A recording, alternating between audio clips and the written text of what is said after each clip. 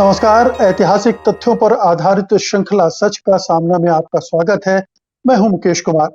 दोस्तों, बार बार माफी मांगने और कांग्रेस नेताओं की पैरवी के जरिए आखिरकार सावरकर को 1921 में अंडमान निकोबार से निकालकर और रत्नागिरी ले आया गया। यानी काला पानी की सजा एक तरह से उनकी खत्म हो गई और उन्हें रत्नागिरी की जेल में बंद कर दिया गया, जहां वो से उन्हें तो 1924 में रिहा किया गया और इसके बाद फिर तकरीबन 13 साल तक वो रत्नागिरी में ही रहे, क्योंकि ये शर्त उन पर थी कि वो रत्नागिरी छोड़कर नहीं जाएंगे, रत्नागिरी जिले के बाहर नहीं जा सकते हैं। सवाल उठता है कि अंग्रेजों की ये शर्त मानने के बाद वो रत्नागिरी में रहे अगर, तो उन्होंने इस दौरान क्या किया, क्या उपलब्धि हासिल की, क्या आजादी के आंदोलन के लिए किया, क्या देश के लिए किया, और क्या ऐसा वीर पूता का काम किया जिसको हम उनकी वीर गाथा से जोड़कर देख सकते हैं। तो आइए इस पर चर्चा करते हैं और इसके लिए हमारे साथ जुड़ चुके हैं जाने माने सामाजिक कार्यकर्ता और इतिहास के जानकार प्रोफेसर राम पुनियानी। प्रोफेसर पुनियानी, कार्यक्रम में आपका एक बार फिर से स्वागत है। धन्यवाद। प्रोफेसर पुनियानी, ये जो 1924 में रिहाई के बाद का समय है, तकरीबन 13 साल का, जो रत्नागिरी में उनका गुजरता है, इसको आप किस तरह से देखते हैं? इसमें हम पहले ही भी बातचीत कर चुके हैं कि उनका कायाकल्प हो चुका है। वो अंग्रेजी राज के एक तरह से उसको स्वीकार कर चुके हैं, तमाम तरह से उसके सामने समर्पण कर चुके हैं और अब वो राजनीति से अलग हो चुके हैं, आजादी के आंदोलन से अलग हो चुके हैं। अब वो रत्नागिरी में क्या कर रहे हैं? जी, देखिए, उन पर जब रत्नागिरी में रहते थे तो अंग्रेजों की शर्त थी कि वो राजनीति में किसी प्रकार का भाग नहीं लेंगे। अब वो आ चुके थे इस विचारधारा पे, हिंदू राष्ट्र की विचारधारा पे आ चुके थे, तो उसके दो पहलुओं पर उन्होंने काम करना शुरू किया। एक पहलू था मुसलमानों के खिलाफ नफरत को तेज करने का और दूसरा पहलू था हिंदुओं के बीच में एकता पैदा करने का। अब इसी बीच उनके विचारों को आगे ले जाकर हेडगेवार ने आरएसएस की स्थापना की। वो एक तरफ था हिंदुओं को एक करने का, तो इसको हम दो तरीके से देख सकते हैं। दो उसका भाग है। एक भाग है, उन्होंने जो दलितों को हिंदू समाज से जोड़ने का काम किया उनकी दृष्टि में। एक तरफ तो उन्होंने ये भी कहा कि मनुस्मृति आज का हिंदू कानून है, ये उन्होंने कहा।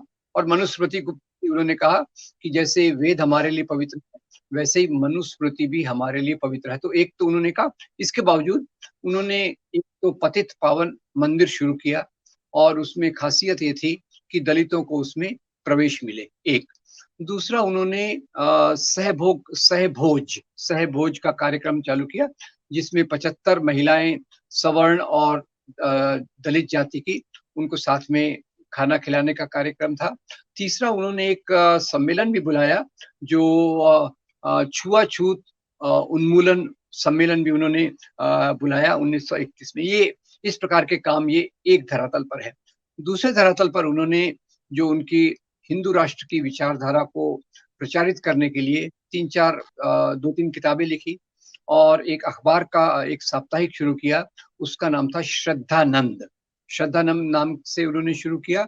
और उसमें उन्होंने ये भी कोशिश की कि जो लोग हिंदू धर्म छोड़कर ईसाई बन चुके हैं या मुसलमान बन चुके हैं, उनको वापस आने में उन्होंने यहाँ से भी एक उद्बोधन किया और उसको प्रैक्टिकल रूप में भी दो तीन जगह उन्होंने कोशिश की कि जो क्रिश्चियन बना है या मुसलमान बना है उसको वापस हिंदू धर्म की फोल्ड में लाया जाए। ये एक बात श्रद्धानंद। दूसरा, उन्होंने एक किताब लिखी मोपला रिबेलियन पे, मोपला रिबेलियन, जिसकी हम चर्चा कर चुके हैं। और हमने देखा कि ये वास्तव में किसानों का विद्रोह था जिसको धर्म के नाम पे देखा गया। तो मोपला रिबेलियन के किताब के बहाने उन्होंने पूरा विश्वमन ये मुसलमानों पर किया और उसमें ये सब चीजें लाने की कोशिश की कि वो कैसे हिंसक होते हैं, कैसे वो आक्रामक होते हैं, कैसे वो अपने परिवार को बढ़ाकर, ये जो आज हम बात देखते हैं कि मुस्लिम यहाँ मेजॉरिटी हो जाएंगे, उसके भी बीज आपको वहां मिलते हैं। और जो आज लव जिहाद के नाम पे कैंपेन चल रही है, उसके भी बीज आपको इस किताब में मिलेंगे। एक उन्होंने और किताब लिखी थी, संगीत उनशरफ, उसमें भी इसी बातों को लेके चले थे। और अंत में उसी के बीच में एक उन्होंने किताब लिखी थी, हिंदू पद पादशाही, ये 1925 में लिखी थी। 1925 में लिखी थी और इसमें उन्होंने ये बताने की कोशिश की कि मराठा साम्राज्य का विस्तार ये मुसलमान राजाओं को एक कड़ा जवाब था। तो यानी इसमें मैं कहूँगा कि उनकी जो जेल में रहकर विचारधारा बनी मुस्लिम विरोध की, उसको उन्होंने बहुत आक्रामक रूप से प्रस्तुत किया। इनकी रचनाएं अगर हम इस दौरान देखें तो उन रचनाओं में सब बीज हमको मिलते हैं जहाँ पैट्रियार्कल पितृसत्तात्मक मूल्यों के आधार पे स्त्रियों को देखा जाता है कि स्त्री का मुख्य काम पुरुष के काम में मदद करना। और वो एक जो हमने बात की थी बेनिटो मुसोलिनी जिससे प्रभावित होकर वो काफी प्रभावित हुए थे, उनकी पत्नी को उन्होंने एक आदर्श महिला बताया। आदर्श महिला क्यों बताया? कि भाई वो अपने घर से बाहर ही नहीं निकलती, घर में ही रहती है, पूरा घर संभालती है, अपने पति का देखती है, बच्चों का देखती है। इस प्रकार से उन्होंने एक आदर्श महिला के रूप में उसको प्रस्तुत किया। फिर दूसरी तरफ से एक हिंदू महिला का आदर्श क्या होना चाहिए? उसका आदर्श भी होना चाहिए कि वो घर को संभाले, अपने पति को देखे। और इस आधार पे उन्होंने यहाँ परिभाषा की। और तीसरा उन्होंने मुस्लिम महिलाओं के बारे में बात की कि भाई मुस्लिम पुरुष तो ये बहुपत्नीवादी होते हैं, तो इन पर जो ज्यादा बोझ पड़ता है वो इस प्रकार की बातें, जिनके बहुत सारे अंश आज हमको ये विभाजनकारी राजनीति में देखने को मिलती है, इसकी उन्होंने वहाँ मोटे तौर पर एक सैद्धांतिक तो नींव रखी अपनी हर एक किताब इशारों से वाले हो गए थे। तो इशारों से वो इन समाज प्रसार। जी आपके आखिरी के 3-4 सेंटेंस हम लोग सुन नहीं पाए हैं।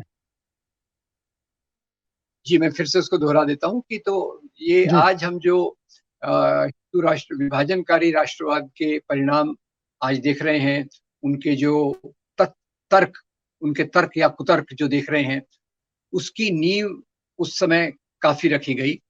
मुसलमान बहुपत्नीत्व वाले होते हैं, वो अपना वो लव जिहाद टाइप करके अपनी जनसंख्या बढ़ाते हैं।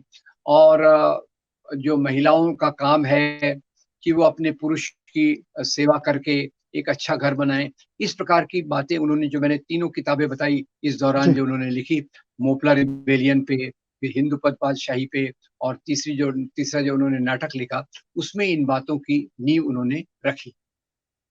जी, तो हम इसमें एक तरह का जो ब्राह्मणवाद है, वो भी हम देख सकते हैं। ये हिंदुत्व जो है वो जी ब्राह्मणवाद का एक रूप हम देख सकते हैं, जिसमें वो हिंदू धर्म को एक तो करना चाहते हैं लेकिन जाति व्यवस्था को छेड़ना नहीं चाहते हैं। दलितों को शामिल तो करना चाहते हैं, लेकिन उनको बराबरी का हक नहीं देना चाहते हैं। सहभोज और मंदिर प्रवेश तक वो सीमित रहता है। बाकी जो दूसरे काम हैं उसमें दूसरे जातियों की कोई साझेदारी नहीं होगी। महिलाओं के मामले में टिपिकल जो ब्राह्मणवादी रवैया है वो यहाँ फिर से दिखता है। और तीसरा जो इस ब्राह्मणवाद का तत्व है, जो आपने कहा कि मुसलमानों का विरोध, मुसलमानों के बारे में दुष्प्रचार, मुसलमानों के को लेकर दुर्भावनाएं और मुसलमानों को लेकर एक जो दुष्प्रचार इस तरह से करना कि उनके खिलाफ घृणा और हिंसा का वातावरण बने। ये एक पूरा 10 साल उन्होंने रत्नागिरी में बैठकर किया। तो एक तरह से एक आधार भूमि, क्योंकि वो तो बाहर जा नहीं सकते थे, तो वैचारिक आधार वो इस दौरान तैयार करते रहे, जो हिंदू राष्ट्र का उनका सपना था। और हिंदुत्व का जो विचारधारा जो उन्होंने अपनी पहली किताब में वो की थी, शुरू की थी या उसको आकार दिया था, उसको और ज्यादा उन्होंने यहाँ पर ठोस रूप दिया। तो देखिए, मुख्य रूप से जब वो अंडमान की जेल में थे, तो उनका जो हृदय परिवर्तन हुआ, एक ब्रिटिश विरोधी क्रांतिकारी से लेकर एक हिंदू राष्ट्र की कल्पना करने वाले के बीच में। तो हिंदू राष्ट्र की कल्पना में जैसे आपने बताया इसके दो भाग हैं। एक तो ब्राह्मणवादी विचार जिसमें जाति की ऊंच नीच, पर यहाँ मुख्य बात क्या है कि वो बात करते हैं कि हिंदुओं की एकता हो पर इसमें ऊंच नीच बनी रहे। आपने उसको भी बहुत अच्छे तरीके से कहा कि हिंदुओं की एकता तो हो पर ऊंच नीच बनी रहे। और हिंदू स्त्रियों का भी एक उनको ऐसा तथा कथित उनको उनकी बात की जाए पर बराबरी के दर्जे की बात न की जाए, इसकी एक स्थापना। और दूसरी तरफ उनकी किताबों के माध्यम से, उनकी किताबें लोग उनके जो मानने वाले थे उनकी किताबों के बारे में जानते थे और उसके माध्यम से उन्होंने वो समाज के धर्म के आधार पर विभाजन की एक नींव रख दी। एक तरफ उसी समय महात्मा गांधी काम कर रहे थे जो अलग धर्मों के लोगों को जोड़ रहे थे भारतीय के तौर पे, और ये इनकी रचनाओं के माध्यम से ये बंटवारे का एक यानी धर्म के नाम पे बंटवारे का एक संदेश ये गहराई से समाज में दे रहे थे। जी। ये कहा जाता है कि रत्नागिरी में उनसे मिलने बड़े-बड़े नेता आते थे, अंबेडकर वहाँ उनसे मिलने गए। गांधी के बारे में भी दावा किया जाता है कि वो भी मिलने गए थे, हालाँकि ऐसे कोई प्रमाण मिलते नहीं हैं। तो ये क्या बाहर वो तो बाहर नहीं निकल सकते थे, लेकिन क्या उनसे नेताओं का, देश भर के नेताओं का मिलना-जुलना, संवाद बना हुआ था? वो किस तरह का संवाद था? क्यों अंबेडकर उनसे मिले?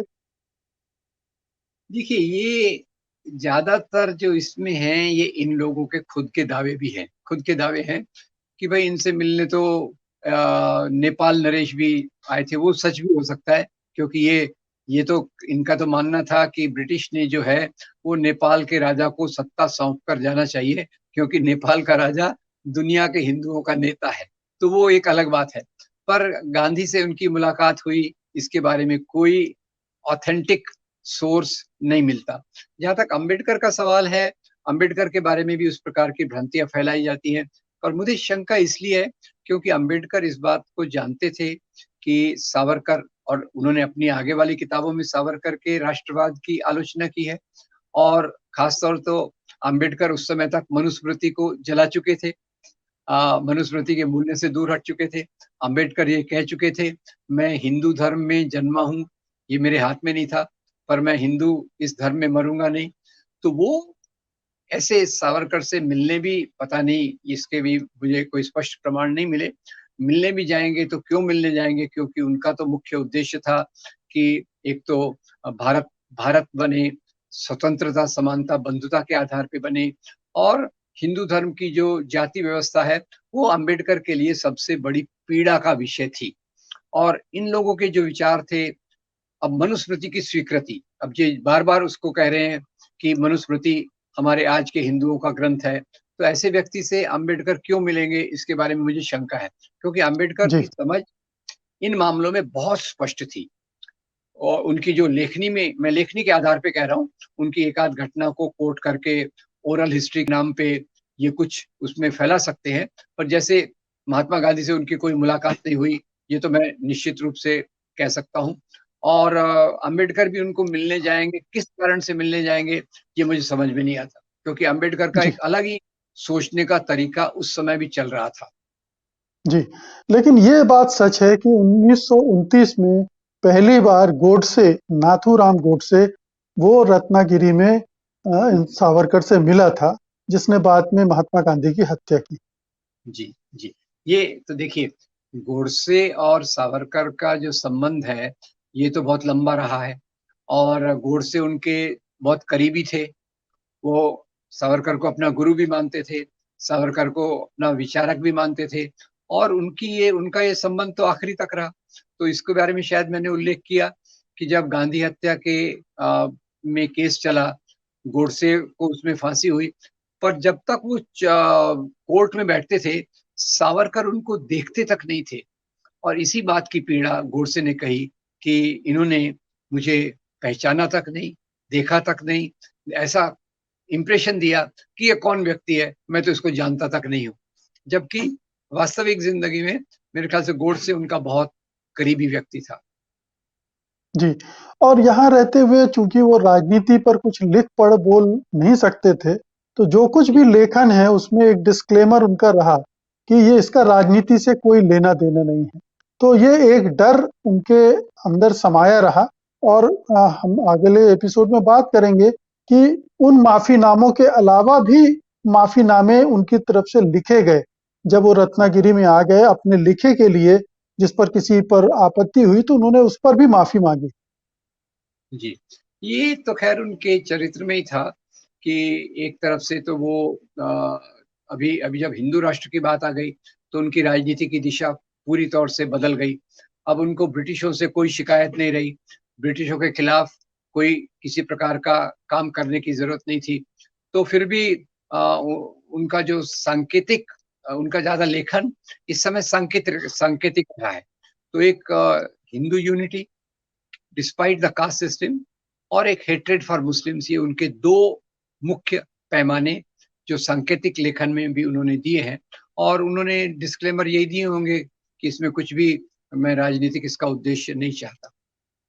जी, तो 1937 में फिर बॉम्बे प्रेसिडेंसी की जो निर्वाचित सरकार थी, उसने फिर उनको रिहा किया, क्योंकि वो हिंदुस्तानियों की सरकार थी एक तरह से। उन्होंने इन पर कृपा दिखाई। जी, कांग्रेस की सरकार थी और फिर ये इनको रिहा किया गया और फिर ये सक्रिय रूप से हिंदू महासभा से जुड़ गए। तो आज की कड़ी में हम इसको यहीं तक सीमित करते हैं।